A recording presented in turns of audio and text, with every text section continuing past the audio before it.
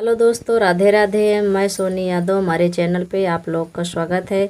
सोहर गीत लेकर आई हूँ, आप लोग ज़रूर सुनिए। चैनल को लाइक सब्सक्राइब करिए, गीत को फुल वॉच करके सुनिए। हमारी गीत कैसी लगी कमेंट में ज़रूर बताना। राजा जी चले हैं बाजरिया तो रानी आया रज कर रानी आया रज कर हो। राजा हमारे गुनगुनावा के साधी घुन घुनवा हमालिया बाई घुन घुनवा हमालिया बाई हो।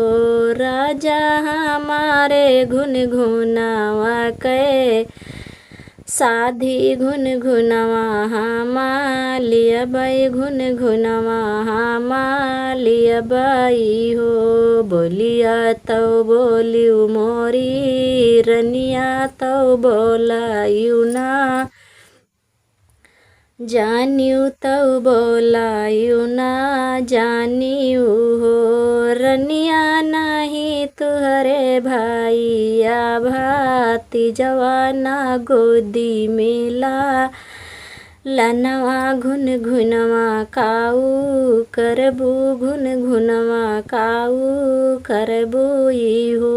रनिया तू तब बाटियू नान्हे कैबा झिनिया घुन घुनवा नाही सुहाई घुन घुनवा नाही सुहाई हो। यतरी बचानी सुनई रनिया तो माना में दुखित भाई माना में दुखित भाई हो। बहिनी लापा के चढ़ी हैया टरिया सोमाई दुख निंदिया सोमाई दुख निंदियाई हो। रामा लापा के चढ़ी हैया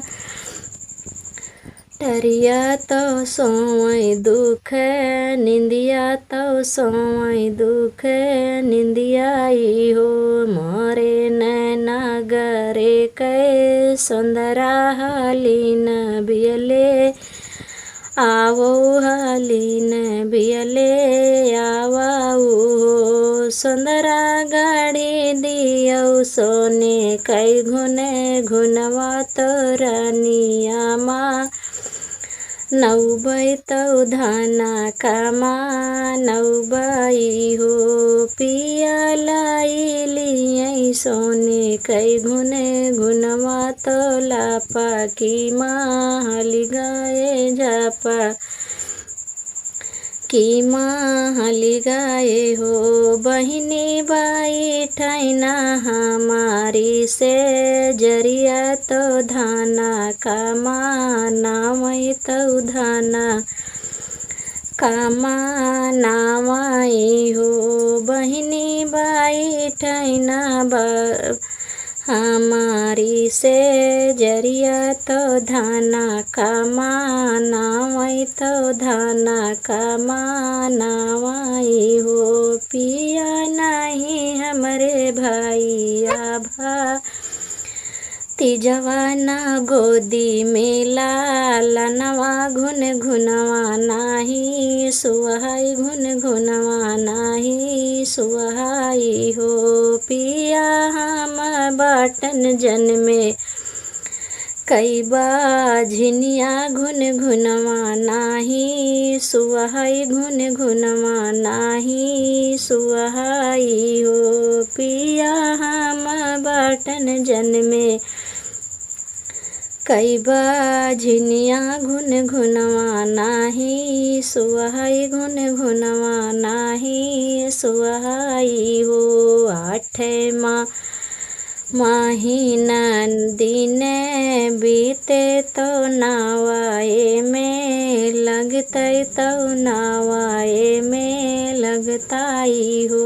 आठ महीना दिन बीते तो नावाए में लगते तो नावाए में लगताई हो। रामा जन्म में है सुंदर ला लनवा तो बाजत है बाधैया महाली बाजई बाधैया हो रामा जल में है सुंदर लालनवा महाली उठे सुहर महाले उठे सुहर हो रामा बजै लागी आनंद बाधैया महाले उठे सुहर महाल उठे सुहर हो राजा जी चले हैं बाजरिया तो